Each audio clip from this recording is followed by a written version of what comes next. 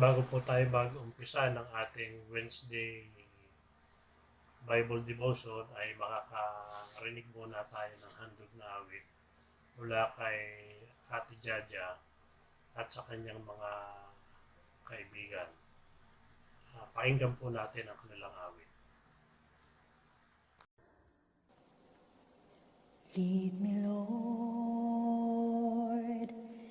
lead me by the hand and help me face the rising sun. Comfort me through all the pain that life may bring. There's no other hope that I can lean upon. Lead me, Lord, lead me all my life.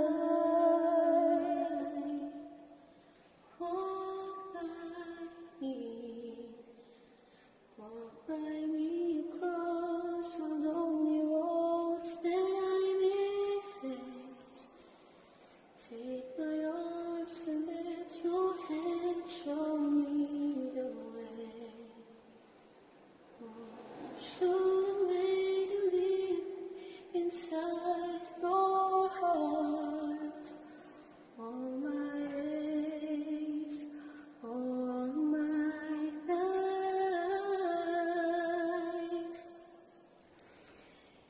You are my life. You're the lamp upon my feet. All this time, my Lord, I need you there. You are my light. I cannot live alone. Let me stay by your guiding love. Oh, through my life, lead me, Lord.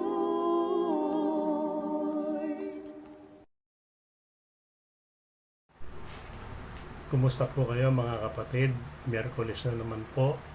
Panahon na naman upang tayo ay sama-samang magnilay-nilay sa salita ng Diyos na lubhang napakahalaga sa panahong ito dahil ito ay malaki ang maitutulong upang ating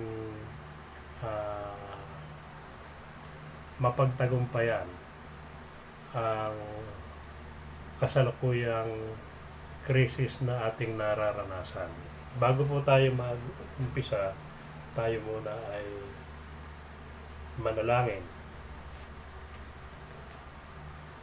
Panginoong Diyos, kami po ay dumudulog sa iyo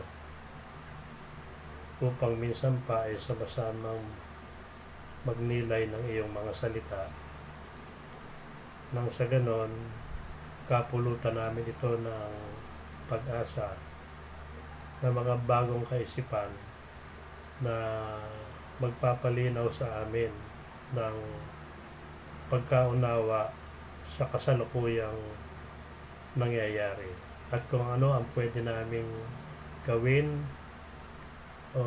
at maging kontribusyon upang matagumpay kaming makatawid sa krisis na nangyayari ngayon. Sa oras na ito, ilagay mo ang aming presensya sa iyong presensya.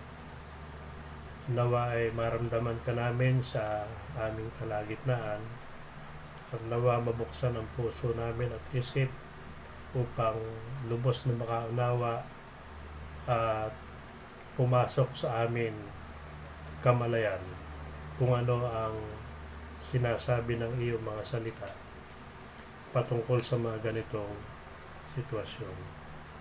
Marami pong salamat sa pangalan ni Jesus. Amen. Mga kapatid, inaasahan ko po na ngayong Miyerkules ng ating pagninilay-nilay ay katabi ninyo ang mga kaanib ng inyong pamilya upang pare-pareho tayong makinabang. Sa simula po ay basahin muna natin ang mga talata na ating pagbabatayan ng ating pagbubulay-bulayan salita ng Diyos. Ako po ay bumabasa mula sa Aklat ng Mga Gawa, Kabanatang 16, talatang 16 hanggang sa 34. Ito po ang ating mababasa sa bilangguan sa Pilipos. Isang araw, nang patungo kami sa dakong panalanginan, nasa lubong namin ang isang batang babaeng alipin. Ito'y inaalihan ng masamang espiritu na nagbibigay sa kanya ng kapangyarihang makapanghula. At malaki ang kinikita ng kanyang mga Panginoon dahil sa kanyang panghuhula. Sinusundan-sundan niya kami nina Pablo at sumisigaw ng ganito: ang mga taong ito'y alipin ng kataas-taasang Diyos. Ipinahahayag nila sa inyo kung paano kayo maliligtas. Sapagkat marami ng araw na ginagawa ito, nayamot si Pablo. Hinarap niya ang bata at sinabi sa espiritu, iniuutos ko sa iyo sa ngalan ni Hesukristo, lumabas ka sa babaeng ito. At noon din lumabas ang espiritu. Nang makita ng mga Panginoon ng bata na nawalan sila ng pagkakakitaan, sinunggaban nila si Pablo at Silas, kinaladkad sa liwasang bayan at iniharap sa mga makapangyarihan.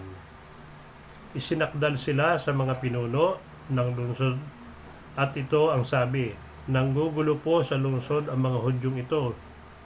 Nagtuturo sila ng mga kaugaliang labas sa kautusan nating mga Romano. Hindi natin maaring tanggapin o sundin ang kanilang kaugalian yan. Dinaluhong sila ng mga tao at matapos pahubaran ng mga pinuno, sila'y paulit-ulit na ipinahagupit, saka ipinabilanggo at pinabantayang mabuti. Ipinasok sila ng bantay sa kaloob-looban ng bilangguan at ipinangaw ang mga paa. Nang maghahating gabi na, sina Pablo at Silas ay nanalangin at umawit ng mga imno at nakikinig naman ang ibang mga bilanggo. Di kaginsa-ginsay lumindol ng napakalakas. Ano pat nayanig pati ang mga pundasyon ng bilangguan. Pagdakay nabuksan ang mga pinto, nakalag ang mga tanikala ng mga bilanggo, napabalikwas ang bantay bilangguan at nang makitang bukas ang mga pinto, hinugot ang kanyang tabak at tangkang magpapakamatay sa akalang nakatakas ang mga bilanggo. Ngunit sumigaw si Pablo, huwag mong saktan ang iyong sarili. Narito kaming lahat. Humingi ng ilaw ang bantay, patakbong pumasok at nanginginig na nagpatira pa sa harapan na Pablo at Silas. Inilabas niya ang mga ito at sinabi, mga Ginoo, ano po ba ang dapat kong gawin upang ako'y maligtas? Sumagot sila, sumampalataya ka sa Panginoong Jesus at maliligtas ka, ikaw at ang iyong sambahayan. At ang salita ng Panginoon ay pinahayag nila sa kanya at sa lahat ng nasa kanyang bahay. Nang gabi ring yon, hinugasan ng bantay ang kanilang mga sugat at nagpabautismo siya pati ang buo niyang sambahayan. Pagkatapos sila'y isinama niya sa kanyang tahanan at hinainan ng pagkain. Galak na galak siya at ang kanyang buong sambahayan sapagkat sila'y natutong sumampalataya sa Diyos. Pinagpala po ng Panginoon ang pagkabasa at pagkarinig natin ang kanyang salita. Amen. Naalala ko ang pamagat ng isang awitin na kinakanta namin nung kami ay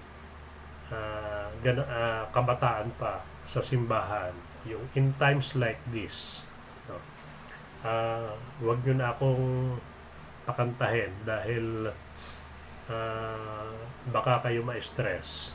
Anyway, ang kantang yon ay sinasabi na in times like this, we need a Savior. In times like this, we need an anchor. So, be very sure, your anchor holds the solid rock. And this rock is Jesus. Paulit-ulit na nating sinasabi na ang buong Pilipinas o ang buong daigdig ay talaga namang naapektuhan ng malaki ng coronavirus. At bilang isang iglesia, kasama ang buong sambayanan, hindi pwedeng tayo ay maging tagamasid lamang.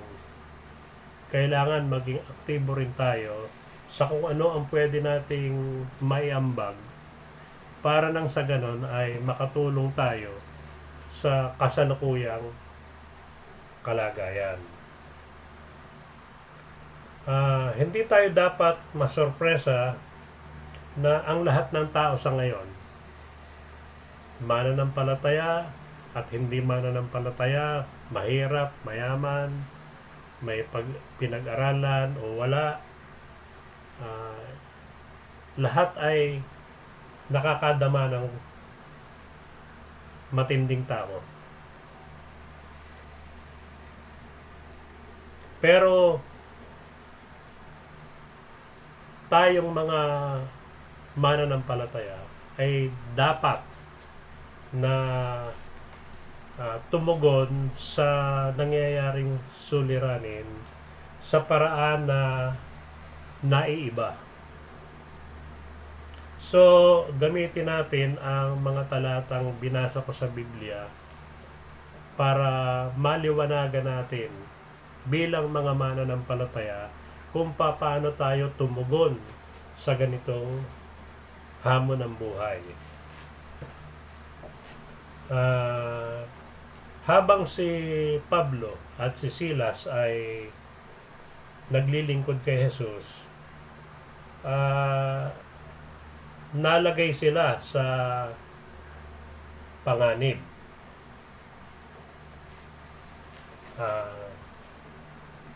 Marami na silang nadaanang panganib, pero ang panganib na sinasabi sa ating teksto ay naiiba. Sapagkat dito, ayon sa mga talata, ay salubong sila ng isang aliping babae na inaalihan ng masamang espiritu.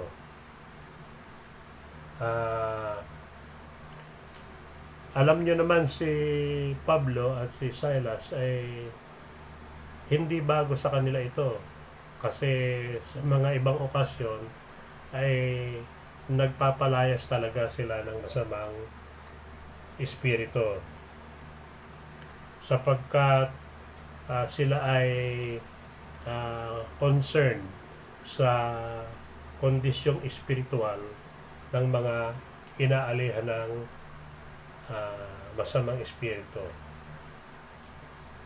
Ang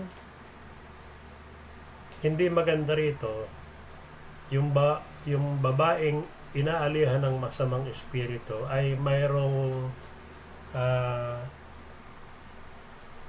nag-aalaga o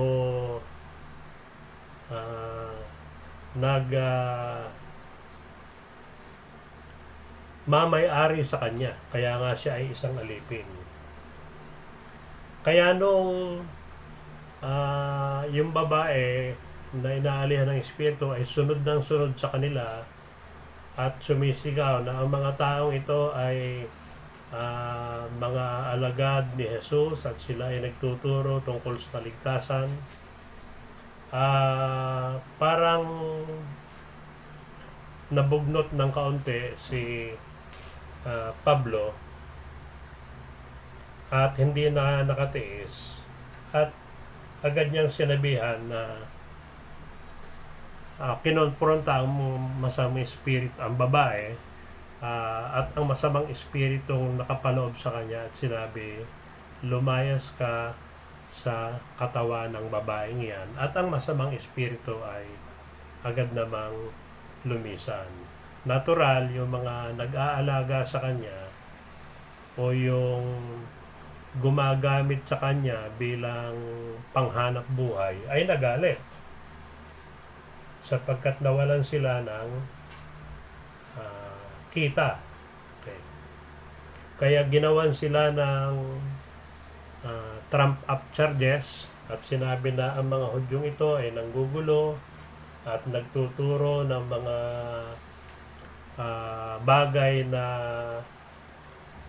kakaiba dun sa itinuturo sa mga Romano, no? So sa madaling sabi, sila ay ikinulong, hinagupit, at yung kulungan na pinaglagyan sa kanila yung pampinakadulo, marahil para siguraduhin na hindi sila makakatakas. So ang una nating dapat matutunan dito ay kapag tayo ay mananampalataya, hindi ibig sabihin that we will always be protected from harm. Hindi ibig sabihin ng pagiging mananampalataya ay lagi kang lalakad sa isang rose garden na walang tinik. Ang pagiging mananampalataya ay kasamang pagpasa ng krus ni Jesus.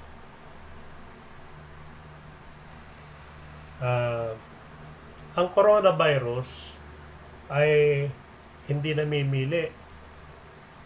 Mahirap ka man o mayaman, senador ka man o cabinet member o ordinaryong tao, basurero o negosyante, wala siyang pinipili. O hindi rin niya pinipili kung ikaw man ay mananampalataya o hindi. Kaya pagka ang outbreak ng coronavirus ay nagpatuloy, maraming mai-infect, no? Mas maraming mai-infect. At ito rin yung warning ni Jesus sa kanyang mga disipulo noon, no? Na hindi sila ligtas sa mga paghihirap na mayroon sa daigdig. Katunayan doon sa bahagi ng John 16:33 ay sinabi roon, sa sanglibutan ay mayroon kayong kapighatian, ngunit laksan nyo ang inyong loob, aking dinaig ang sanlibutan. Yan ang sabi ni Kristo sa mga alagad. Aking dinaig ang sanlibutan. Alam nyo, isa sa malulungkot na bagay na kaugalian ng mga Pilipino, bagamat marami ring magagandang bagay na masusumpungan sa mga Pilipino, isa sa mga natural na instinct natin, lalo na kapag may crisis, ay we become selfish. Oo nga, sa kabilang banda, maraming nagiging matulungin, mapanalanginin. Pero marami pa rin yung nagiging makasarili at sila ay gagawa ng paraan para protektahan ang kanilang sarili, ang kanilang mga mahal sa buhay, kahit maapektuhan ng iba. Kaya hindi naman tayo dapat masurpresa na dun sa mga may kaya ay nagho-hoard sila, no? Nagpa-panic buying ng mga basic needs to the extent na yung mga ibang bahagya na makahanap ng pera para pambili ay nauubusan. Hindi mawala-wala sa atin yan na mga Pilipino. Yung mga unbelievers o mga hindi mananampalataya, hindi tayo magtataka kung hindi sila kikilos ng responsable. Pero yung mga nagsasabing mananampalataya, nakakakilala kay Jesus, tinanggap siya bilang Panginoon at tagapagligtas, nakakamangha na marami sa mga yon ay kasama dun sa mga nagho-hoard, no? Dun sa nagiging selfish at nawawala ng pakialam sa ibang nangangailangan.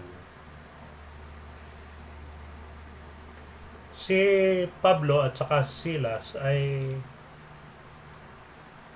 nalagay sa isang crisis situation.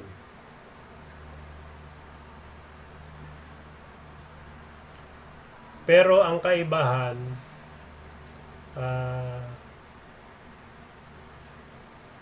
iba ang kanilang paraan kung paano rumisponde o tumugon sa krisis na kanilang naranasan.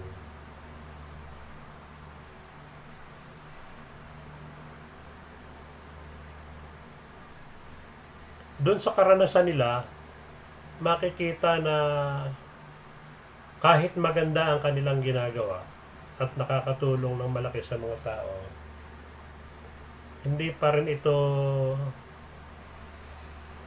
kasiguraduhan na ito ay tatanggapin ng ibang tao. No? Katulad ng nangyari sa kanila. Pinalayas nila yung demonyo, natulungan nilang makalaya yung babaeng inaalihan nito. Ngunit yung mga may vested interest doon sa nangyayari doon sa babae ay gumawa ng paraan upang sila ay ipakulong. Kaya hindi natin makokontrol talaga kung ano ang gagawin o sasabihin ng iba. Pero kaya nating kontrolin ang ating gagawin o sasabihin, lalo na kung tayo ay mga mananampalataya.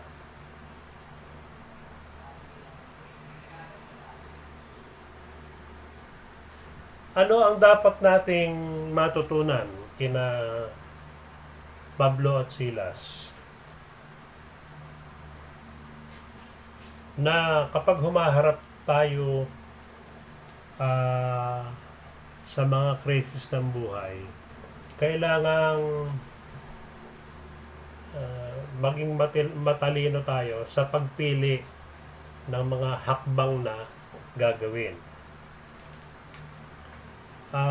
Alin ba ang mas mahalaga o mas tama, yung ikaw ay sumamba, manalangin, magpuri sa Diyos, o mag-alala, mamroblema? Si Pablo at si Silas ay may malaking dahilan dapat para mag-alala, kasi nakakulong sila. Sila ay mga outsiders, mga Hudyo sila na dumating doon sa siyudad ng Pilipos at dahil doon sa kanilang ginawa na-offend nila yung mga may impluensya o kapangyarihan sa lugar na yon, katulad nung mga nagmay-may-ari doon sa babaeng inaalihan ng masamang espiritu. Nung sila'y arestuhin, siguro hindi man lang binasa yung Miranda rights. Alam niyo yung Miranda rights? Yun yung binabasa ng pulis pagka ikaw ay aarestuhin. You have the right to remain silent. You are entitled to an attorney, etc., etc. Wala silang abogado or wala rin yung PAO, yung Public Attorney's Office. Kaya sa sitwasyon nila, kung ikaw ay negatibo, titignan mo na napaka-helpless, napakahirap ng kanilang sitwasyon. Pero sa halip na sila ay mag-alala, mas pinili nilang i-worship ang Panginoong Diyos. Doon sa talatang 25 ng ating teksto, ganito ang sabi, 25 hanggang sa mga sumusunod. Nang maghahating gabi na, sina Pablo at Silas ay nanalangin at umawit ng mga himno at nakikinig naman ng ibang mga bilanggo. Di kagin-saginsay lumindol ng napakalakas anapat na yanig pati ang pundasyon ng bilangguan. So, habang nasa helpless na kalagayan, hindi nila piniling mamroblema. Sa halip, bilang mga tagasunod ni Jesus, ipinakita ito nila sa pamamagitan ng kanilang tugon. Ano ang kanilang tugon? Uulitin ko. Sila ay nanalangin at umawit ng mga himno. Ibig sabihin, sila ay sumamba sa Diyos at nagpuri. No. Kaya magandang matutunan natin, mga kapatid, na sa panahon na ito, instead of worrying, let us worship God. No.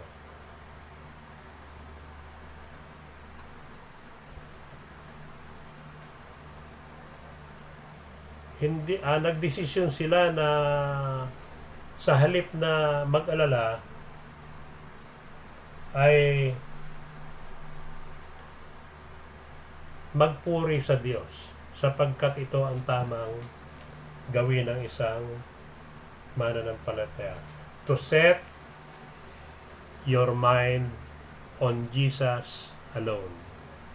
Yung i-focus mo lamang, ituon mo lamang ang iyong pansin kay Jesus. After all, wala namang kahit anong maliit na magagawa o pakinabang ang pag-aalala, maliban sa mas bumigat ang iyong problema. 500 taon na ang nakararaan. Sabi ni Michel de Montaigne, no, my life had been filled with terrible misfortune, most of which never happened. Ang buhay ko ay punong-puno ng kamalasan. Ang karamihan doon ay hindi naman nangyari. Ganun tayo eh. Sa ating pagiging negatibong mag-isip, no, o advance mag-isip, sa gitna ng mga critical na kalagayan, ay nag-iisip tayo ng iba't ibang bagay na tumatakot at nagpapalaki ng ating problema. Mausisa natin yung mga iniisip natin pagkatapos ng crisis, hindi naman naganap. No? May pag-aaral na ginawa tungkol dito. No? Sa pag-aaral na yon, yung mga tao ay tinanong at pinasulat kung ano yung mga inaalala nila o kinatatakutan nilang mangyari sa kanila. No? At ilang porsyento doon yung naganap at ilang porsyento yung hindi naganap. So lumalabas doon sa pag-aaral na 85% noong kanilang kinatatakutan, yung inilista nila na kanilang kinatatakutan, ay hindi naman naganap. At 15% lamang doon ang naganap. So ini-imagine ko, kung wala akong ginawa, kundi mag-alala, edi baka hindi ako makatulog, hindi ako makakain, ang tagihawat sa ilong ay dumami. No? So, ibig sabihin ay counterproductive o hindi mabuti ang pag-aalala at wala itong basihan na ito'y makakatulong sa bawat isa sa atin, lalo na kung tayo ay mananampalataya.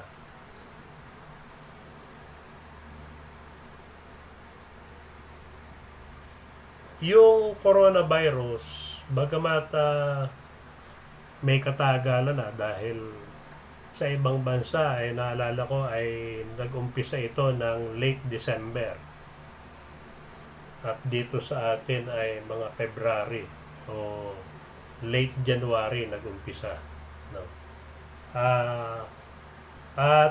Marami pa tayong hindi alam. Ang mga scientifico, ang mga doktor ay marami pang dapat malaman, no? Kung paano po puksain itong coronavirus. Ngayon,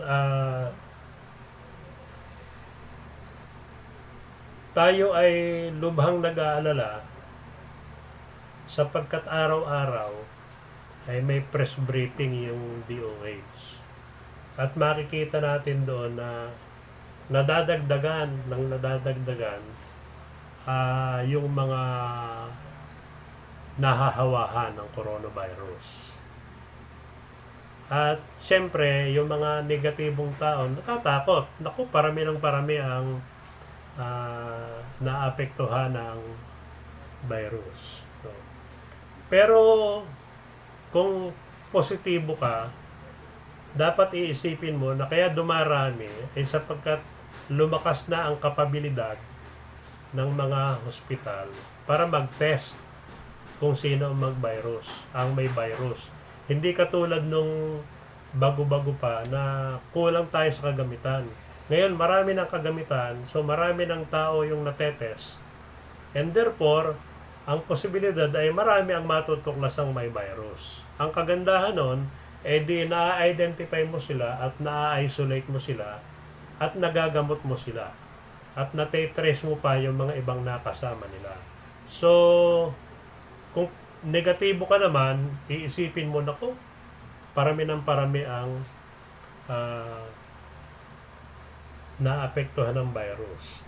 Nabagamat totoo naman, ay nakakatulong yung ma-identify mo agad kung sino yung pwedeng makahawa para sila ay yung ma-isolate. At dahil ikaw ay negatibo, nagiging paranoid ka. No? Yung pagka ikaw ay paranoid, yung lahat na lamang ay nag-aalala ka. No? At sa pag-aalala mo, hindi ka na makagalaw. No? Baka mausisa mo, ayaw mo na talagang lumabas ng bahay, baka ka mahawahan. Mabuti yun, kung gano'n. Pero kung nai-stress ka at nagiging immobile ka, hindi ka makagalaw, hindi ka na productive, yun ang masama. Kaya yung mga healthy individuals, maging yung mga senior citizen, dahil ang alam ko hanggat maaari lahat ng senior citizen ay hindi pinalalabas dahil vulnerable daw. Pero meron naman mga senior citizen na malakas. Baka naman pwedeng paminsan-minsan ay lumakad kahit kalahating kilometro dahil katulad ko ay isang buhat na magsimula yung lockdown hindi ko nakikita o napupuntahan yung kahit 50 metro ang layo mula sa aming bahay dahil hindi ako yung may pangalan doon sa quarantine pass at saka ako ay senior citizen. Ganun pa man, maganda rin naman dahil malaking tulong para makaiwas ako at ang sino mang senior citizen sa mga pagkahawa ng coronavirus.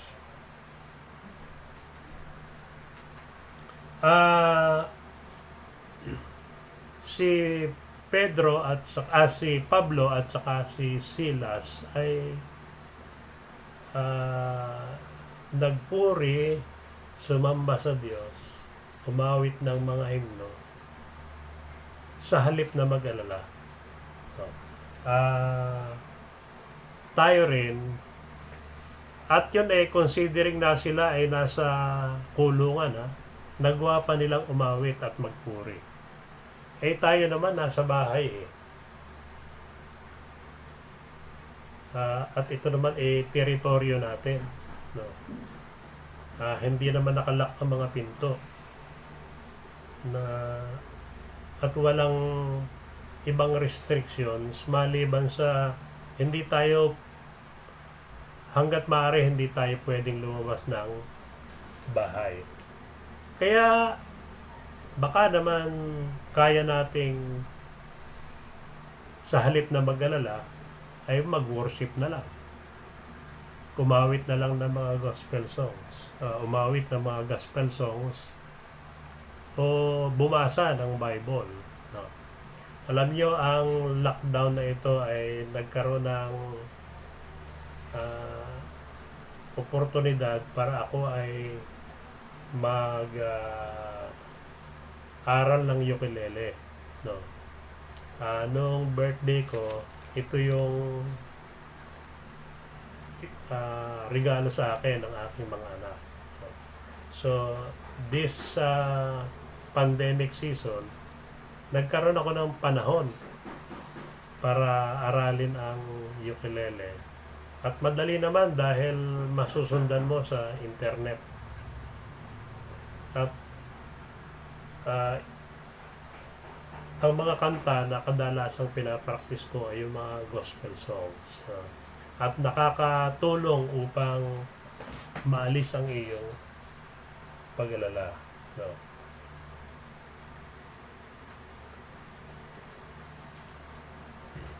Noong si Pablo at si Silas ay ikinulong, hindi nila alam talaga kung ano ang mangyayari. So, at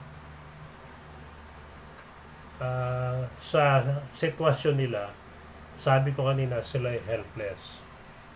So, ngunit sa kabila ng ganong sitwasyon, hindi sila na-paralyze nito. No? Tumanggi silang maging useless o paralyzed by the situation. More so, fear. Lalo na ng takot. No?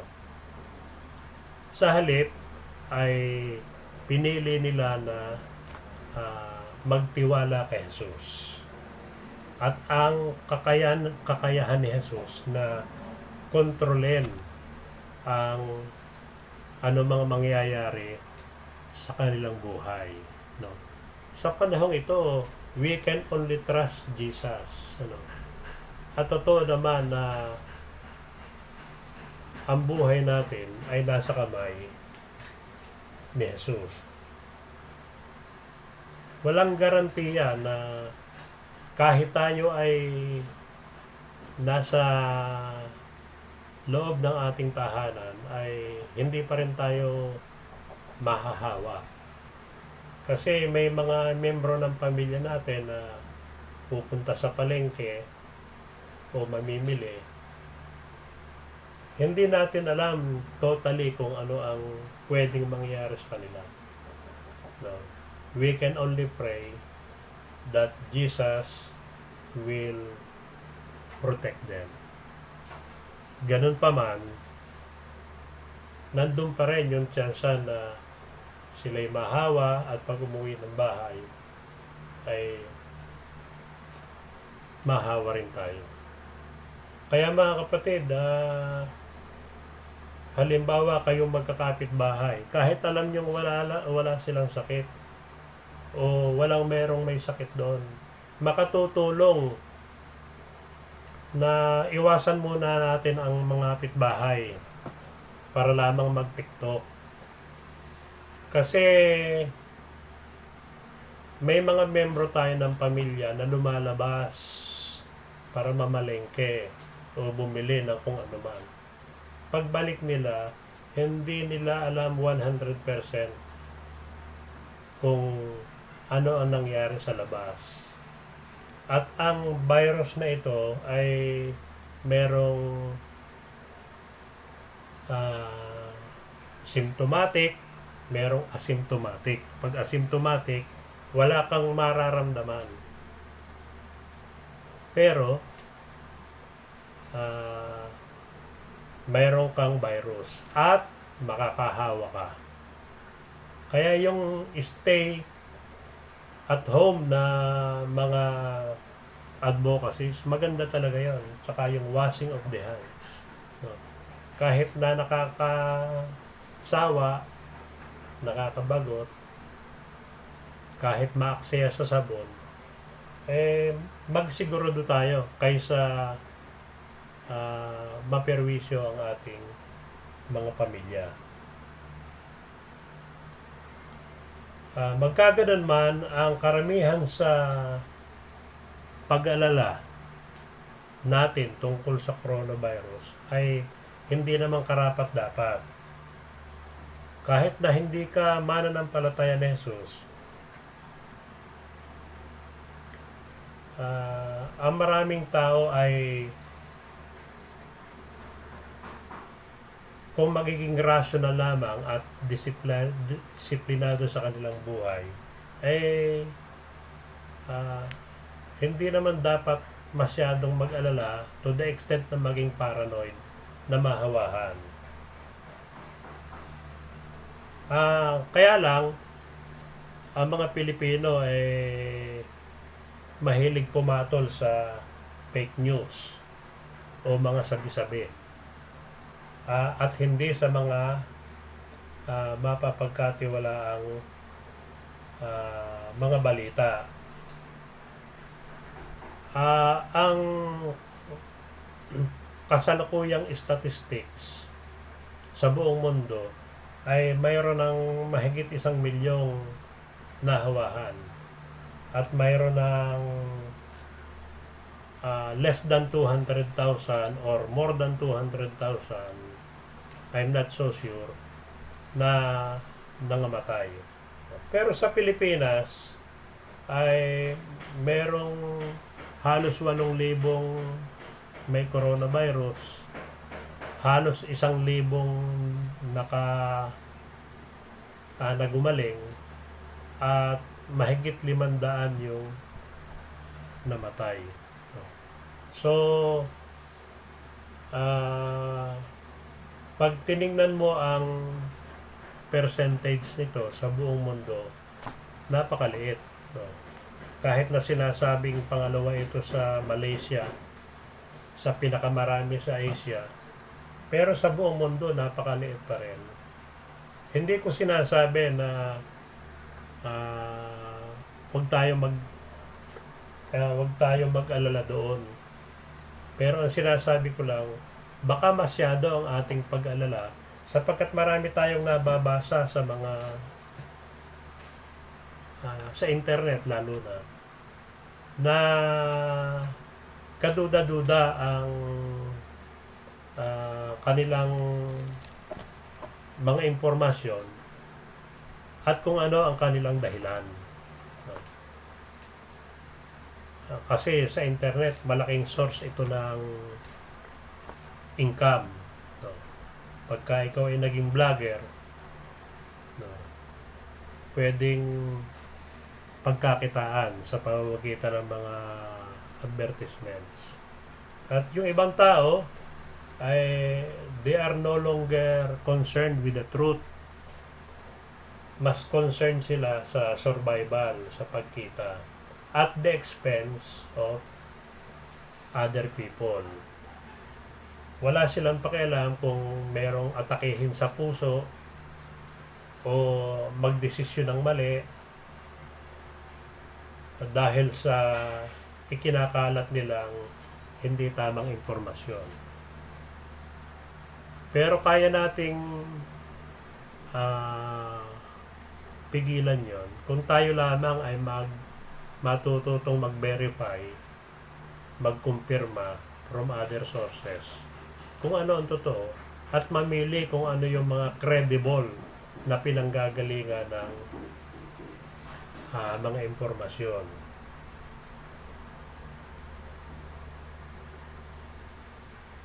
Nabasa ko na sa Amerika sa buong mundo ay sa Amerika nga ay 1.25 million every year ang namamatay dahil sa aksidente sa mga sasakyan.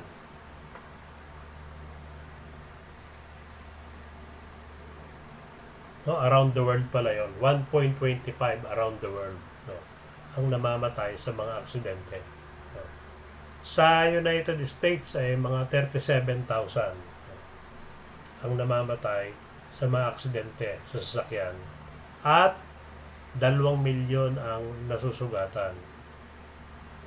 Pero wala naman nagpapanic buying. No. Wala namang nag-i-stock ng maraming toilet paper at saka alcohol. No.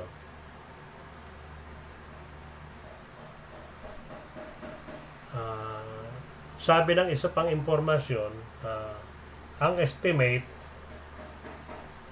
ay 31 milyon ang nahawahan ng iba't ibang virus sa Amerika sa mga nakaraang taon. 31 million years. At mga 30,000 people na ang namatay mula lamang noong October 29 hanggang Pebrero. So kung ang pagbabasihan natin ay ang mga estatistika, matatakot tayo talaga. Kaya kapag tayo ay over-informed o natatakot tayo sa mga impormasyon na natatanggap natin, talagang